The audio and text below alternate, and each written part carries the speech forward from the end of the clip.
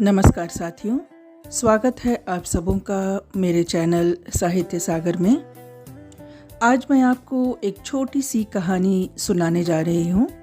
कहानी का शीर्षक है एक और कर्ण। तो आइए शुरू करते हैं कहानी। दिल्ली की कंपकपाती सर्दी में भी कुणाल अपनी सुबह सैर करने की आदत को छोड़ नहीं पाता था। हमेशा की तरह आज भी वह तैयार होकर सैर के लिए बाहर निकला। दरवाजा खोलते ही शीतलहरी उसके पूरे बदन को कंपकपा गई, लेकिन वह तो जैसे उनसे मुकाबला करने को तैयार था। उसने अपने गर्म कपड़े और टोपी को ठीक कर लॉन में लगे पौधों पर नजर डाली। वहां कुछ अतिखिले फूल कलियों से बाहर इस प्रकार झांक रहे थे जैसे मुस्कुराकर उसका स्वागत कर रहे हों। उन्हें देखकर कुणाल के चेहरे पर भी मुस्कुराहट दौड़ गई। घड़ी पर निगाह डाली तो सुबह के 5 बज रहे थे। वह लॉन पार कर जैसे ही मेन गेट खोला, उसके पांव ठिठक गए। गेट के पास ही कपड़ों में लिपटा एक नवजात पड़ा था। बच्चे को देख कुणाल घबरा गया। आसपास निगाह डाली, कहीं कोई दिखाई नहीं दिया। उसे कुछ सूझ नहीं रहा था कि क्या करे। वह हड़बड़ी में वापस अपने घर में भागा और माँ, पिताजी और पत्नी को उठा लाया। उसकी माँ विमला तुरंत बच्चे को गोद में उठाकर घर में ले आई। उन्होंने देखा बच्चे के शरीर में कोई हरकत नहीं है, पर उसकी सांस हल्की हल्की चल रही है। इधर कुणाल की पत्नी शॉल, रूम हीटर के साथ थोड़ा सा दूध भी गर्म करके ले आई। विमला जी ने सरसों तेल गर्म करके बच्चे के तलवे और छाती पर मलना शुरू किया। थोड़ी ही देर में बच्चे को जब गर्माहट मिली तो वह अपनी आंखें खोलने का प्रयास करने लगा। कुणाल की पत्नी ने रुई की सहायता से उसके मुंह में दूध की बूंदें देनी शुरू की। थोड़ी देर पहले के असहाय बच्चे में अब जान आनी शुरू हो गई थी। इधर कुणाल और उसका परिवार स्वतः स्फूर्त बिना किसी से कुछ कहे उसकी सेवा में लगे हुए थे, जैसे वह उनका कोई सगा हो। हाँ, सगा ही तो था। एक रिश्ता था उनके बीच, इंसानियत का रिश्ता, जिसकी डोर से वे बंधे थे। उसी समय बच्चा रोने लगता है। उसे रोता देख सबके चेहरे पर मुस्कुराहट छा जाती है, जैसे वह बच्चा अपने स्वस्थ होने की सूचना दे रहा था। कुणाल की माँ ने चुप्पी तोड़ते हुए कहा, न जाने किसका बच्चा है, किस कठोर हृदय ने बच्चे को इस ठंड में मरने के लिए छोड़ दिया है। पर माँ, बच्चे की जिजीविषा तो माननी पड़ेगी। इस हाड़ कंपाने वाली ठंड में भी उसने अपने आप को बचाकर रखा है। इसी बीच कुणाल की पत्नी सुधा कहती है, वो तो सब ठीक है, पर अभी इस बच्चे का क्या करेंगे? कुणाल कहता है, करेंगे क्या? पुलिस को सूचना देकर किसी अनाथालय में छोड़ देंगे। क्या कहा? अनाथ आश्रम में? इस नवजात दुधमुहे को अनाथ आश्रम में छोड़ देंगे? विमला ने लगभग चीखते हुए कहा। सुधा आश्चर्य से कहती है, तो क्या करेंगे माँ जी? इसे घर में तो नहीं रख सकते? क्यों नहीं रख सकते? बाल गोपाल हमारे घर में आए हैं और तुम कहती हो कि घर में नहीं रख सकते?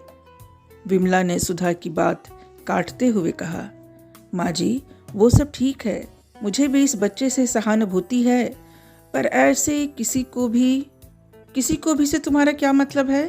विमला की आवाज थोड़ी तल्ख हो गई थी। सुधा ने अपनी सास को समझाते हुए कहा, माँ, प्रैक्टिकल होकर सोचिए। भावावेश में कोई ऐसा काम न करे जिससे हमें बाद में पछताना पड़े। कुणाल अपनी पत्नी का पक्ष लेते हुए कहा, सुधा ठीक कह रही है माँ, हम कोई समाज सुधारक तो हैं नहीं कि राह चलते किसी भी लावारिस बच्चे की जिम्मेदारी ले लें। लावारिस शब्द सुनते ही विमला को जैसे करंट का झटका लगा। कुणाल, एक बार लावारिस कह दिए, दोबारा इस शब्द का प्रयोग मत करना, वरना मैं बर्दाश्त नहीं कर पाऊंगी। कुणाल की आवाज़ भी थोड़ी तेज हो गई। अच्छी मुसीबत है, पूरा दिन खराब हो गया। एक ऐसे बच्चे के लिए जिसका कोई अता पता नहीं है, कोई हमारे दरवाजे पर अपने कलंक को छुपाने के लिए छोड़ गया, उसके लिए हम आपस में लड़ रहे हैं। ये सब सुनकर विमला तड़प उठी। उसके मुंह से अनायास ही निकल पड़ा, कुणाल, यदि ऐसे ही सोच आज से 30 वर्ष पहले मेरी भी होती ना, तो आज तुम भी यहाँ नहीं किसी अनाथालय में होते। ये वाक्य बोलने के बाद विमला को लगा कि जिस राज को 30 वर्षों से सीने में दबाए थी वो बोल कैसे गई। विमला के पति ने बात संभालने की कोशिश की, लेकिन कुणाल ने दोनों हाथों से अपनी माँ के कंधे को पकड़ लिया। वो ये बातें सुनकर हतप्रभ हो गया था। माँ, आपने अभी क्या कहा? विमला चुप खड़ी रही, जैसे उसे काट लग गया हो। विमल ने उसे झकझोरते हुए कहा, माँ, इस तरह आप चुप नहीं रह सकती। आपने जो कहा उसका क्या मतलब है? क्या मैं आपका बेटा नहीं हूँ? बोलिए माँ, बोलिए। विमला की आंखों से आंसुओं की अविरल धार बह रही थी। उनकी चुप्पी जैसे उनकी बात का समर्थन कर रही थी। उनको इस तरह देखकर कुणाल कटे वृक्ष की तरह जमीन पर गिर पड़ा। विमला ने अपनी आंखों के आंसू पोंछे और कुणाल के सिर को अपनी गोद में ले लिया। साथ ही सीने में दफन राज को एक एक कर उगलना शुरू किया।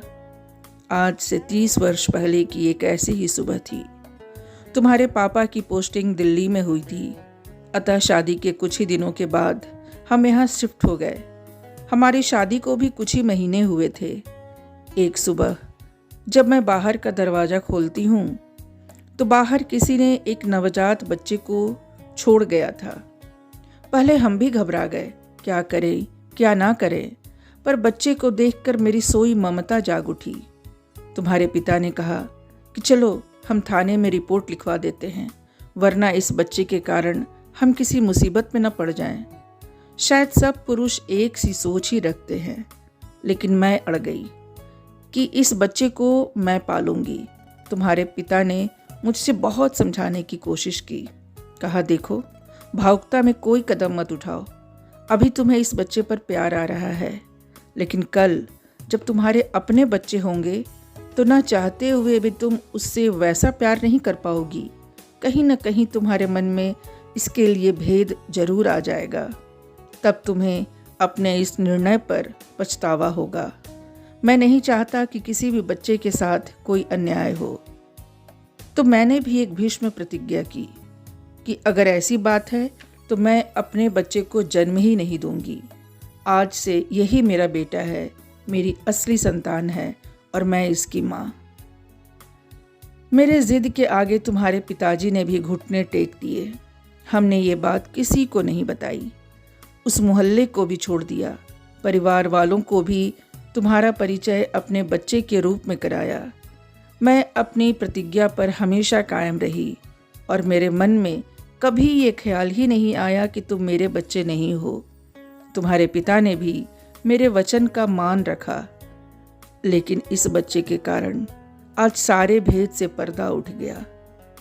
कुणाल और उसकी पत्नी सुधा दम साधे अपनी माँ की सारी बात सुनते रहे।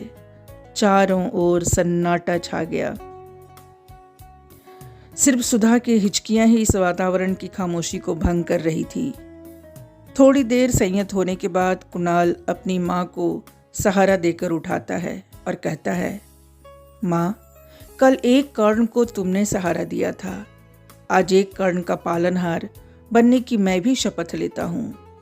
उसी बीच बच्चा जोर जोर से रोने लगता है, जैसे वह भी अपनी स्वीकृति प्रदान कर रहा हो। तो दोस्तों, ये थी कहानी। ये मेरी स्वरचित कहानी है।